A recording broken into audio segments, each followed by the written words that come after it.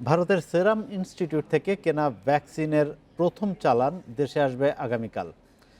পুনে থেকে একটি বিশেষ উড়োজাহাজে অক্সফোর্ড অ্যাস্ট্রাজেনেকার 50 লাখ ডোজ ভ্যাকসিন বাংলাদেশে পৌঁছানোর কথা রয়েছে। আর এ নিয়ে কথা বলছেন বেক্সিমকো ফার্মাসিউটিক্যালস লিমিটেডের ব্যবস্থাপনা পরিচালক নাজমুল হাসান পাপন। আমরা সরাসরি চলে যাচ্ছি সেখানে। সেই জন্য তখন আমরা ফার্মাসিউটিক্যাল কোম্পানিদের জন্য আমরা কিছু ওষুধ আনছি।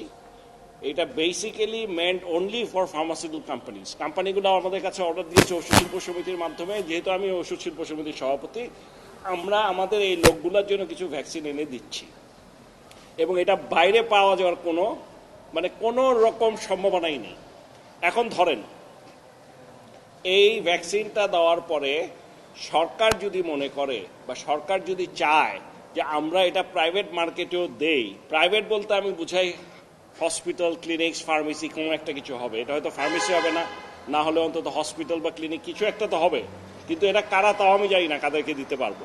সরকার যদি ওরকম কিছু দেয় তখন আমরা চেষ্টা করে দেখতে পারি যে আমরা আরো ওদের জন্য আনতে পারবো কিনা। কিন্তু এখন যেটা আসছে এটা এক্সক্লুসিভলি প্রাইভেট না, শুধু ফার্মাসিউটিক্যাল কোম্পানিজ মেইন। যদি কিছু থাকে হয়তো আমরা আরো দু একটা কোম্পানিকে দিতে পারি। ফর এক্সাম্পল বিজিএমই থেকে খুব রিকোয়েস্ট করা হয়েছে, ওরা কিছু চাচ্ছে। কিন্তু একটা জিনিস মনে রাখতে হবে, আমরা দেখছি বিভিন্ন জায়গার থেকে ওরা পারলে আমাদের এক একটা চিঠি পাঠিয়ে দিচ্ছে আমাদের এতগুলো লাগবে, এবং তারপরেই দেখি মনে করছে যেন ওরা পেয়ে গিয়েছে। সমস্যাটা হচ্ছে এরকম, তো আমরা ওদের কাছে তো চাইনি যে আমাদেরকে চিঠি দাও, তাহলে তো মিডিয়ার মাধ্যমে বলতাম যে কার কত লাগবে বলেন। আমরা শুধুমাত্র ওষুধ কোম্পানিগুলোর মাধ্যমে কাছে বলেছি তোমাদের কি রিকোয়ারমেন্ট জানো। 10 লক্ষ 10 লক্ষ মানে হচ্ছে 5 লক্ষ লোককে দেওয়া যাবে। এখানে ওষুধ কোম্পানি যারা আছে তারা, তাদের সমস্ত এমপ্লয়িজ এবং তাদের পরিবারবর্গ। সো ন্যাচারালি এটা আমার জন্য এই 10 লক্ষই অনেক কম আমাকে যদি জিজ্ঞেস করেন। বলবেন যে আপনি কালকে আনার পরে এটা আসলে প্রান্তিক পর্যায়ে বা অন্যান্য জেলায় কবে নাগাদ পাঠানো যেতে পারে, এবং এই যে কার্যক্রম সরকার কবে নাগাদ শুরু করতে পারে আপনার কাছে রয়েছে?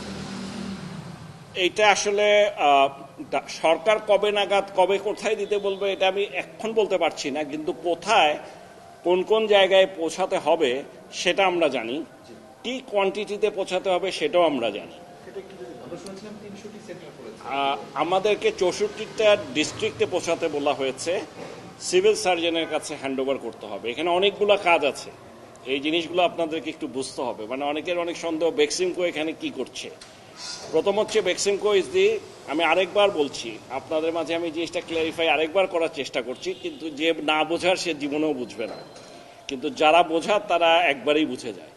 সো বেসিক্যালি কোনো দেশে যদি আপনি ওষুধ এক্সপোর্ট করতে চান, তাহলে ওয়ার্ল্ড ওয়াইড, শুধু বাংলাদেশের নিয়ম না, পৃথিবীর যে কোনো দেশে আপনি যদি ওষুধ এক্সপোর্ট করতে চান, তাহলে সেই দেশে প্রাইভেট কোনো কোম্পানি, সেই দেশে হয় তাদেরকে অফিস থাকতে হবে, অথবা তাদের লোকাল এজেন্ট অথবা ডিস্ট্রিবিউটর থাকতে হবে।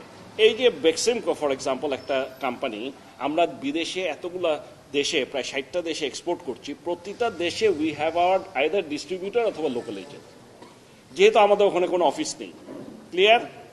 যাদের মাধ্যমে, কারণ ওখানে যদি কিছু হয়, কোনো প্রবলেম হয়, তাহলে ওদের সরকার ওই লোকাল কোম্পানিটাকে ধরতে পারে, আমাদেরকে তো আর পাবে না ওখানটায়। সো এটা হচ্ছে ফার্মাসিউটিক্যালসের জন্য এটা একটা নিয়ম।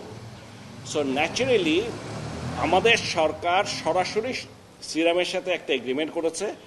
সিন্স আমরা ওদের লোকাল এজেন্ট বা ডিস্ট্রিবিউটর, আমরা একটা পার্টি ছিলাম ওখানটায়, পার্টি ছিলাম অ্যাজ এ ডিস্ট্রিবিউটর অথবা লোকাল এজেন্ট, কিন্তু তার সাথে সরকার আমাদেরকে আরো অ্যাডিশনাল কিছু দায়িত্ব দিয়েছে, যেটা এর আগে কখনো আমরা শুনিনি। এই যে কিছুদিন আগে ভারতের সরকারের কাছ থেকে 20 লক্ষ ডোজ আসলো, এটা সরকার নিয়ে আসলো, এনে রেখেছে ওনাদের জায়গায়, এখান থেকে ওনারা দিবে। এটা কিন্তু পুরো জিনিসটা করলো সরকার।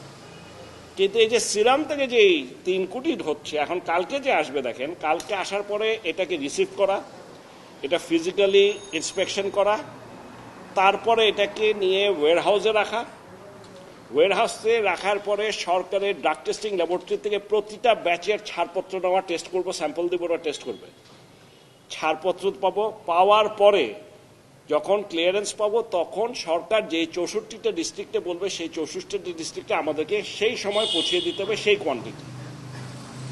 শুধু পৌঁছাতে হবে না, থ্রু আউট দ্য প্রসেস আমাদেরকে কোল্ড চেইন মেনটেন করতে হবে, এবং ওখানে গিয়ে প্রমাণ করে দিতে হবে, প্রত্যেকটা ডিস্ট্রিক্টে গিয়ে প্রমাণ করতে হবে যে সিরামের সেই পুনে প্ল্যান্ট থেকে শুরু করে মুম্বাই এয়ারপোর্ট, মুম্বাই থেকে ঢাকা আসলো যে উড়োজাহাজে করে, এবং ঢাকার থেকে এটা আমাদের ওয়্যারহাউস, এবং ওয়্যারহাউসে এই কয়দিন যে কয়দিনই ছিল, তারপর তাদের ডিস্ট্রিক্ট পর্যন্ত যেখানে পৌঁছলাম কোথাও কোল্ড চেইন ব্রেক হয়নি। এটা প্রমাণ করে দিতে হবে যে কখনো কোনো সময় এটা 228 ডিগ্রির উপরে যায় নাই।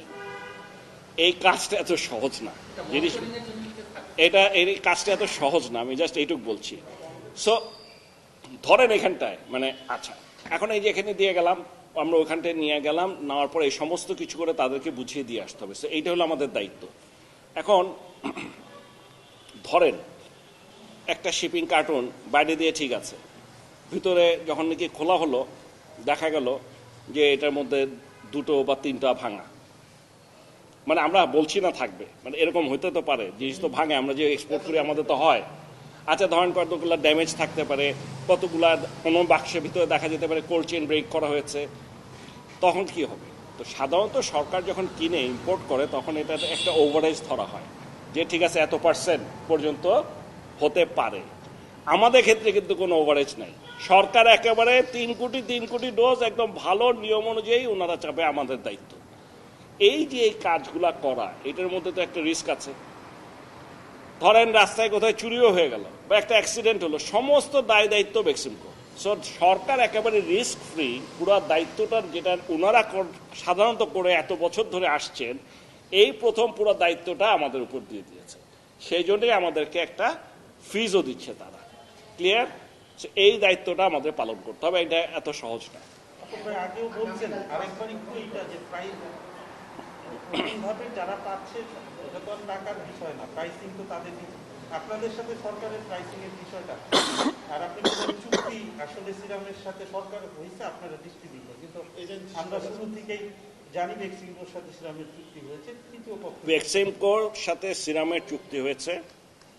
জিনিসগুলো আপনাদের একটু মানে এটা ব্যবসায়িক, মানে এটা ব্যবসায়িক জিনিস।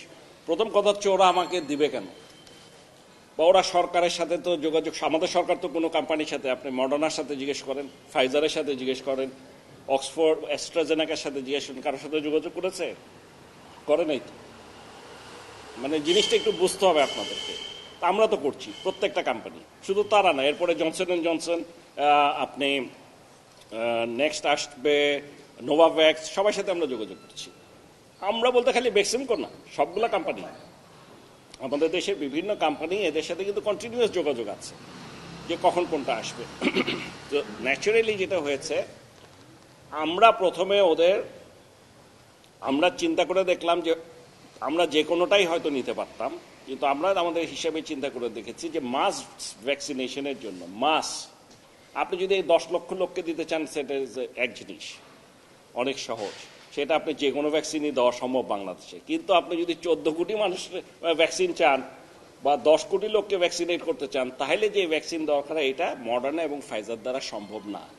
দ্য অনলি অপশন ওই সময় আমাদের কাছে ছিল ওয়াজ অক্সফোর্ড, যে এটা নাকি আমরা আমাদের মতো দেশে, সব দেশে ইজিলি মাস ভ্যাকসিনেশন করা যেতে পারে। তো তখন আমরা এটা পাবো কিভাবে? সরকার তো করেনি। এদিকে আমরা দেখছি যে প্রত্যেকটা প্লান্ট, মডার্না অ্যান্ড ফাইজার এবং আপনার অ্যাস্ট্রাজেনেকার বাকি 6টা plant fully sold out up to 2021 December. একটাও নাই, সব বিক্রি হয়ে গেছে। তাহলে একমাত্র সিরাম ইনস্টিটিউট যেটা, তাদের কাছে তখনও 10 কোটি ডোজ বাকি ছিল। কতর মধ্যে? 100 কোটি ডোজের মধ্যে 10 কোটি বাকি ছিল। জিনিসটা আপনাদেরকে বুঝতে হবে। সো একটু দেরি হলে সেটাও থাকবে না। এটা কারণ আপনারা তো এখন দেখছেন প্রতিটা দেশ চাচ্ছে, আপনার ফিলিপিন চাচ্ছে, থাইল্যান্ড চাচ্ছে, ইন্দোনেশিয়া চাচ্ছে, সবাই পাবে আফটার জুন। ওরা কিন্তু কেউ পাচ্ছে না। মানে আমি আরো 100টা দেশের নাম বলতে পারি আপনাকে, সবাই চাচ্ছে। ব্রাজিল সরকার কিভাবে নিজে প্লেন পাঠিয়ে দিতে চাচ্ছিল ভারতে সরকারের কাছ থেকে নেওয়ার জন্য, কিনতে তো পারছে না। সো সরকার পাঠিয়েছে যেটা, সেটাই দিতে হবে তাদেরকে। এখন আপনি যদি দেখেন, আমরা যেটা করেছি, প্রথমে আমরা ওদেরকে অর্ডার দিই প্রাইভেট মার্কেট। ওরা তো আমাকে দিবেই না, সরকারদের সাথে এক দাম, প্রাইভেট মার্কেটে এক দাম। ওদের সাথে প্রাইভেটের আমরা 10 লক্ষের জন্য একটা বুকিং দেই, 1 মিলিয়ন।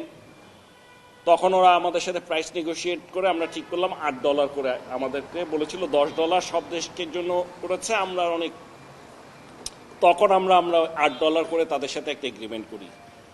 আমরা যখন এগ্রিমেন্ট করলাম তখন আমরা বললাম যে আমাদের সরকারকে সাথেও তুমি দাও, তোমার কাছে তো 10 কোটি আছে। তো ওরা বললো আমি 10 কোটি দিতে পারবো না, কারণ আমার ভারতীয় সরকারকে দিতে হবে, সো ম্যাক্সিমাম 3 কোটি। আমরা চেয়েছিলাম 5 কোটি, বললো না 3 কোটি। তখন আমরা বললাম তাহলে সরকারের সাথে তোমরা নেগোশিয়েট করো।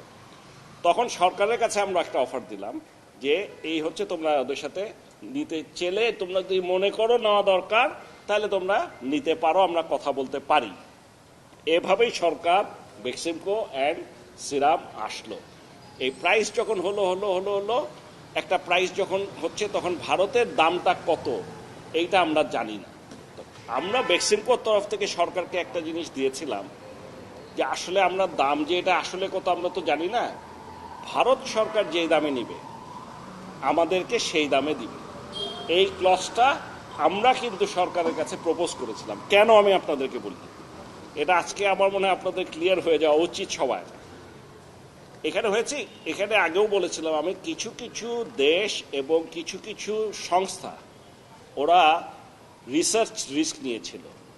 যেমন ধরেন মডার্না ভ্যাকসিন, ফাইজার ভ্যাকসিন এত তাড়াতাড়ি তো পাওয়ার কথা না, পেয়েছে কেন? আগেই বানিয়ে ফেলেছে, ট্রায়ালের আগেই। যদি এটা অ্যাপ্রুভড হয় দিবে, আর না হলে এটা লস। আর ফেজ 1, ফেজ 2, ফেজ 3 এত তাড়াতাড়িও কোনো সময় কোনো কোম্পানি করে না, কারণ যদি ফেল করে অনেক টাকা লস। এই যে রিস্ক, টাকার রিস্কটা নিয়েছে বড় বড় দেশ কিছু, ইউরোপিয়ান ইউনিয়ন নিয়েছে, ইউএসএ নিয়েছে, গাভি, সেপি, বিল গেটস ফাউন্ডেশন, ওরা সবাই টাকা দিয়েছে যে ঠিক আছে রিস্ক হলে হোক, তাও আমরা তোমাদের রিস্কটা আমরা নিলাম, কিন্তু তোমরা তাও এই ভ্যাকসিনটা বানাও এবং যত তাড়াতাড়ি সম্ভব তোমরা এটা তোমাদের ট্রায়ালগুলো শেষ করো। তখন তারা এই টাকাটা পাওয়ার পরে আরেকটা শর্ত দিল যে যদি সাকসেসফুল না হয় তাহলে তো ওদের টাকা মাইন। ফর এক্সাম্পল, শুধু এই যে সিরামের যে অ্যাস্ট্রাজেনেকা ভ্যাকসিন, এখানে ইউএসএ দিয়েছে $1.2 বিলিয়ন, খালি এক ইউএসএ। মানে জাস্ট আপনাদেরকে একটা এক্সাম্পলের জন্য বলছি। এটা দিয়েছে কখন? যখনও ফেজ 2 হয় নাই, ফেজ 3 তো আগের কথা, মানে অনেক পরের কথা। সো ওরা রিস্ক নিয়েছে। বাংলাদেশের মতো দেশের এই রিস্ক নেওয়া সম্ভব না। ওরা যেই পরিমাণ হাজার হাজার কোটি টাকা রিস্ক নিয়েছে, বাংলাদেশের মতো একটা দেশের আমরা মনে করি এই রিস্ক নেওয়া সম্ভব না। তো তখন আমরা ন্যাচারালি যেটা বললাম যে ওদেরকে যে দামে দিবা আমাদেরকে সে দামে দিবা। তো ওরা বললো ঠিক আছে, তাহলে তোমরা রিসার্চ রিস্ক নাও। রিস্কটা কি? বললো যে যদি আমার এটা তখন তো অ্যাপ্রুভাল হয়নি, আমরা কিন্তু এটা করছি 5 মাস আগের কথা, এই জিনিসগুলো আপনাদের মাথায় রাখতে হবে। সো অ্যাপ্রুভাল হয় নাই, তো তোমরা রিসার্চ রিস্ক নাও, ওদের মতো কোনো অসুবিধা নেই, ওরা যে দামে পাবে তোমরা পাবা। আমরা বললাম আমরা রিস্ক নিতে পারবো। তো বললো যদি রিস্ক যদি না নাও তাহলে তোমাদের প্রাইস হবে, তখন ওরা আমাদেরকে অফার করেছিল প্রাইভেট মার্কেটে $8, সরকারের জন্য $5। ঠিক আছে, ভালো কথা। আমরা তখন কমানোর চেষ্টা করছি। তখন আমরা বললাম যে না, বেক্সিমকো চিন্তা করলো যে আচ্ছা কারা কারা রিস্ক নিয়েছে এখন বের করি। রিসার্চ রিস্ক নিয়ে দেখলাম যেসব দেশ নিয়েছে তাদের সাথে তো আসলে বলে লাভ নেই, কম্পেয়ার করেও লাভ নেই। ওরা এখন টাকা দিয়েছে, রিস্ক নিয়েছে, ওরা আগে পাবে, ওরা কমে পাবে, হয়তো এটা কিছু করার নেই। তাহলে আর কে কমে পেতে পারে? তখন আমরা চিন্তা করলাম যেহেতু এটা ভারতে বানানো হচ্ছে, ভারতীয় একটা প্রতিষ্ঠান, তাহলে নিশ্চয়ই ভারত সরকার একটা দামে নেবে এবং খুব বেশি দাম হওয়ার কথা না। ভারত সরকারও সবচেয়ে কমই নেওয়ার কথা। এটা হলো তখন আমাদের ধারণা। এবং সেই ধারণা বশত আমরা তখন একটা কন্ডিশন লাগাই যে ঠিক আছে, ভারত সরকার যে দামে তোমাদের কাছ থেকে নিবে আমাদেরকে তোমাদের সেই দামেই দিতে হবে, আমাদের সরকারকে। ওরা এগ্রি করলো। এখন কথা হচ্ছে তাহলে আমি এখন টাকা দিয়ে পাঠাবো, তাহলে কি হিসাব করে পাঠাবো?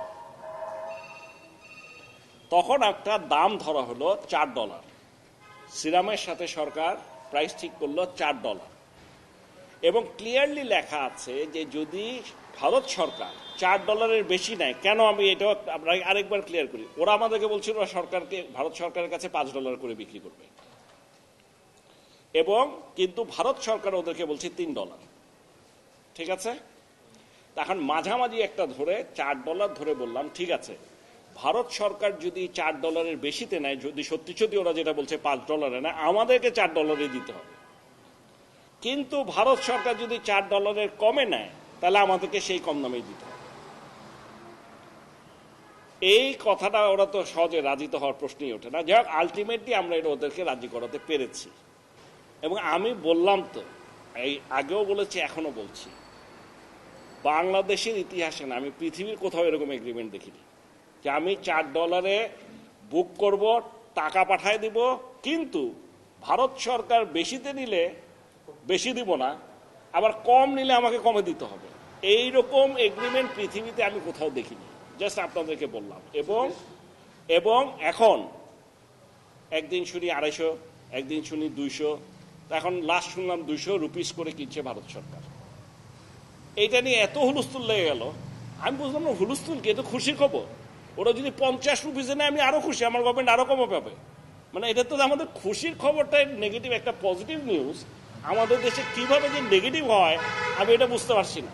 মানে এটাতে তো সবাই খুশি হওয়ার কথা, বেক্সিম করে কনগ্রেচুলেট করার কথা যে এইরকম একটা ডিল করতে পেরেছে।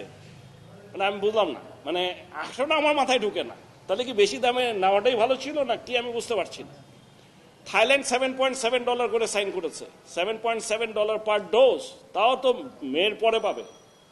আপনার ইন্দোনেশিয়া, ফিলিপিন্স, এমন কোন দেশ নেই, আমার কাছে পুরো লিস্ট আছে, কেউ $5 নিচে না। আর বাংলাদেশ গভর্নমেন্ট যদি $3 পায়, বা আরো কমে পায়, এটা তো একটা বিরাট ব্যাপার। তার চেয়ে বড় কথা, ওরা কেউ তো এখন পাচ্ছে না। শুধু ভারত ছাড়া একমাত্র Bangladesh is the only other country যে নাকি এই ভ্যাকসিনটা, এই যে যদি কালকে চলে আসে আল্লাহর রহমতে, তো এই প্রথম যে এরা পেল।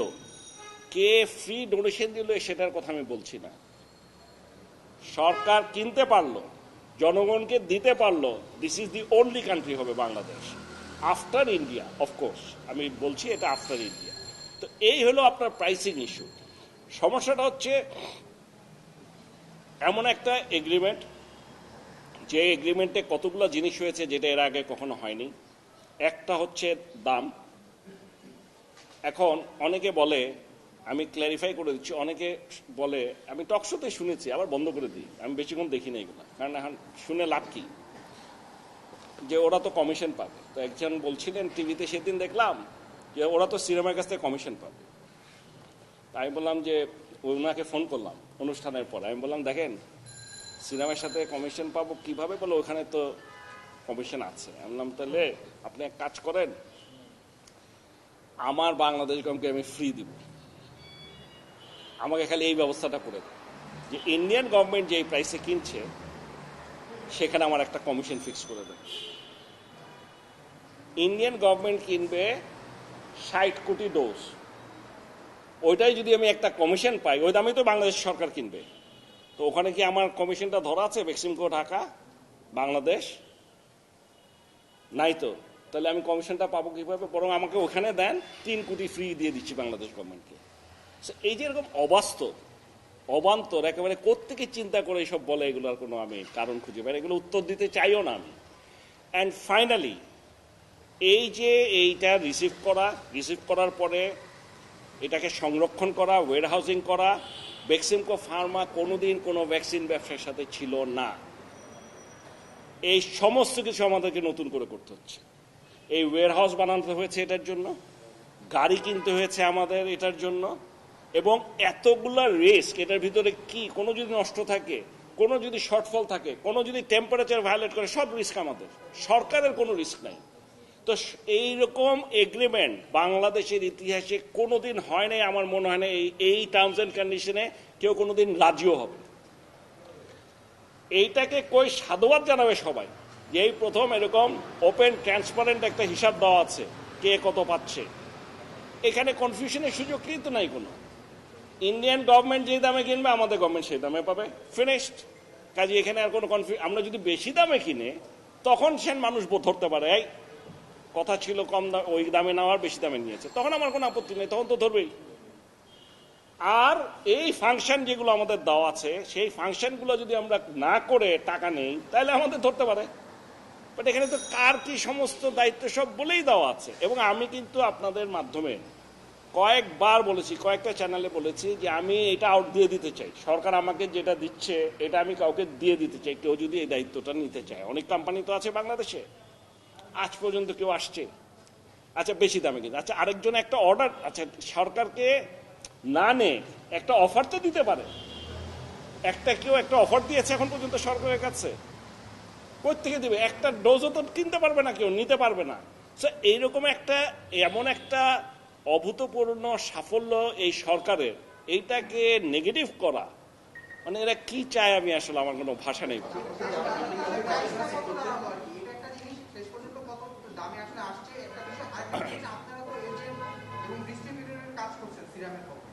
এখন এই ভ্যাকসিনের সফলতা বা বিফলতা যাই হোক, যদি ধরেন সফল হয় সেটা তো ভালো, কিন্তু অনেক ক্ষেত্রে দেখা যাচ্ছে যে এটা নিয়ে একটা কনফিউশন তৈরি হচ্ছে, অনেকের অনীহা তৈরি হয়েছে। সবকিছু মিলিয়ে সেই ক্ষেত্রে আপনাদের অবস্থানটা কি হবে? যদি ধরেন না এখানে আমি আপনাকে একটা কথা বলি, এখানে মানে আপনি একটা করে যদি আসি, এখানে কনফিউশন তৈরি হয়েছে বা কি বলছেন আমি জানি না।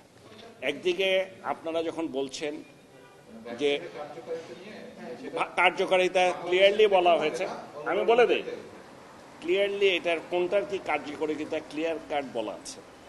আপনি যদি ফাইজারেরটা নেন, মডার্নারটা নেন, ইটস মোর দেন 90% ক্লিয়ার। আপনি যদি অক্সফোর্ডের অ্যাস্ট্রাজেনেকাটা নেন তাহলে এটা 62 to 70%। এইটা কার্যকারিতা এফেক্টিকেসি ওই দুইটার চেয়ে কম, এটা তো ক্লিয়ার কাট বলা। এখন আপনি আসেন সাইড এফেক্টস এখন পর্যন্ত যেটা শুনছি ফাইজারেরটাতে কিছু, যেহেতু ফাইজার এবং মডার্না দুটোই হচ্ছে এমআরএনএ ভ্যাকসিন পৃথিবীতে এর আগে কখনো আসেনি।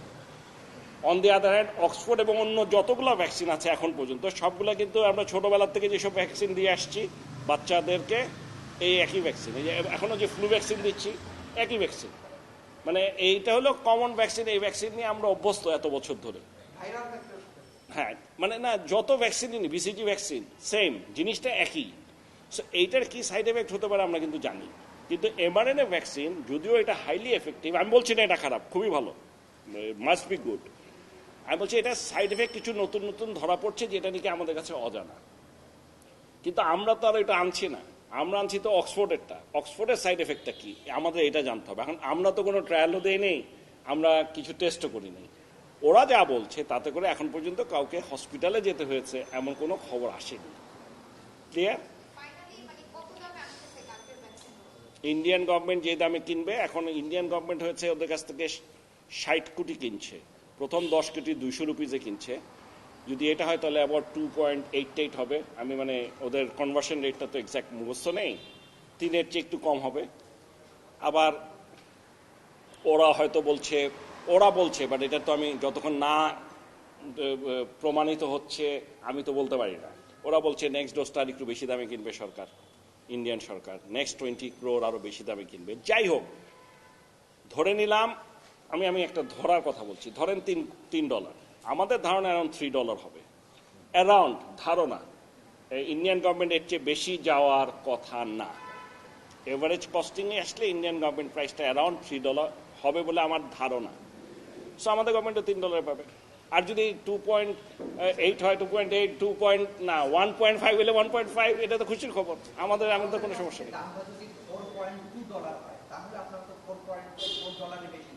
দেব না, এক্স্যাক্টলি ক্লিয়ার। $4 হওয়ার সুযোগ নেই। এক্স্যাক্টলি পরিষ্কার। আরেকটা বিষয় মানুষ জানতে চাচ্ছে, সেটা হচ্ছে আপনারা যে অক্সফোর্ডের যে টিকাটা আসবে সেখানে গাড়ি লেখা থাকবে ইম্পোর্টেড কিংবা ডিস্ট্রিবিউটেড বাই এক্সিনো, এরকম থাকে না।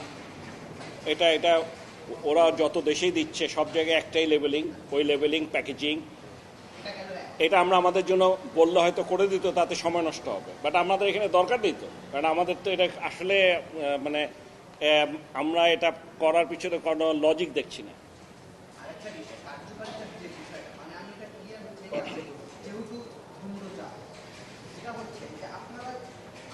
আপনাদের মাধ্যমে গভর্নমেন্ট কিংবা যে আপনারা তো যে কার্যকারিতা কম 60 থেকে 70%, ওইটা জেনেই আপনারা এগ্রিমেন্ট সাইন করেছেন। তো এখানে যদি পার্শ্ব প্রতিক্রিয়া দেখাও দেয়, এটা দায়িত্ব নিশ্চয়ই আপনাদের না। না, এটা ওই এই ভ্যাকসিনের ক্ষেত্রে এবার যেটা করেছে মডার্না, ফাইজার সবাই প্রত্যেকে সব দেশ থেকে সব সরকারকে একটা যে বলেছে যে কোনো কোম্পানিকে কেউ দায়ী করতে পারবে না। সো এটা এটা এটা এবার একটা নতুন করেছে, এটা কিন্তু আগে আমরা কখনো দেখিনি। মানে আমরা বলতে পারি যে চুক্তির শর্ত মোতাবেক কোম্পানির কোনো দায় দায়িত্ব না না, কোম্পানির তো নাই, বাট আমি আপনাদেরকে যেটা বলে দিতে পারি যে আমাদের সরকার বলেছে, আমি যতটুকু জানি সরকার ঠিক করেছে এটা ফ্রি দিবে, এবং এইটা নিয়ে যদি কারো কোনো পার্শ্ব প্রতিক্রিয়া দেখা দেয় সেটাও সরকার দেখবে। আগামীকালকে যাবেন, কালকে কি রিসিভ করতে যাবেন আপনি?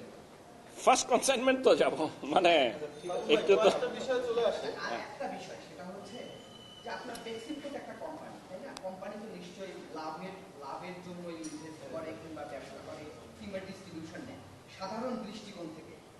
এই কারণেই কিন্তু মানে সাধারণ মানুষ কিংবা ব্যবসায়ীরা ভাবছে কিংবা যারা টকশোতে যাচ্ছে, ব্যবসায়ী না, ব্যবসায়ীরা কেউ আসে না।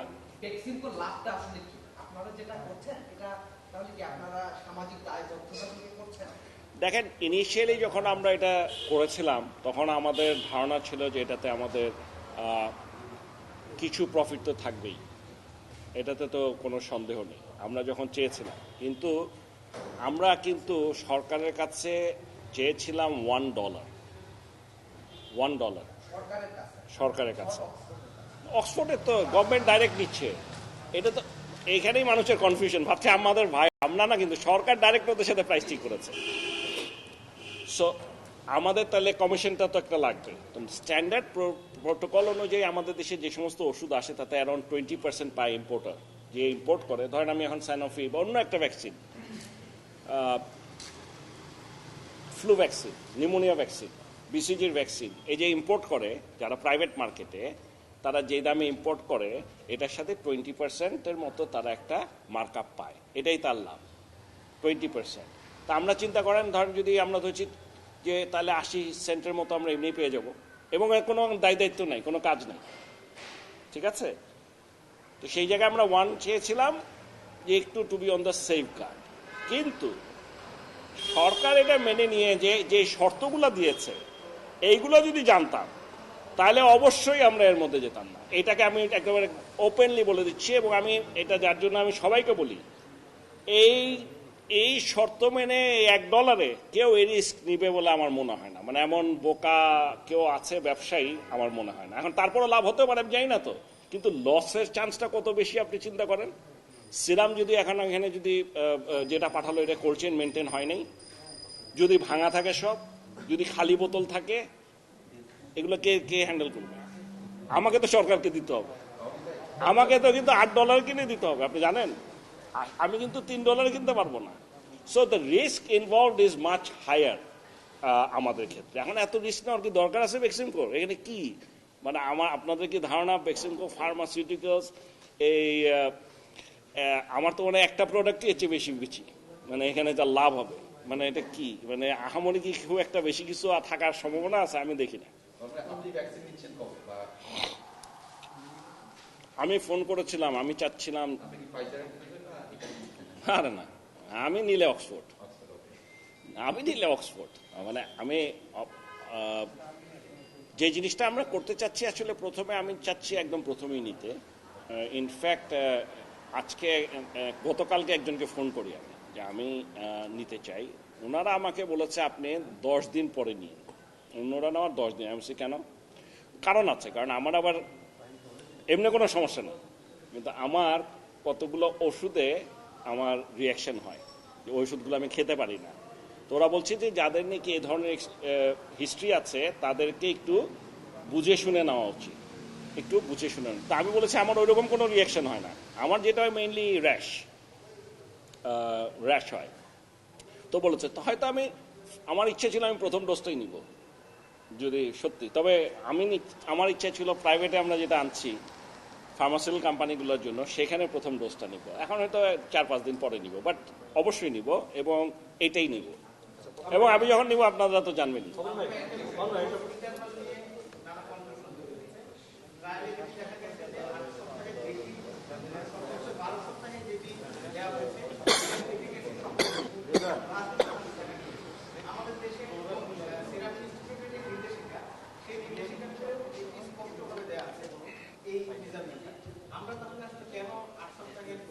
কি আবার বলেন? আমি বলি এইটা ট্রায়ালটা করা হয়েছে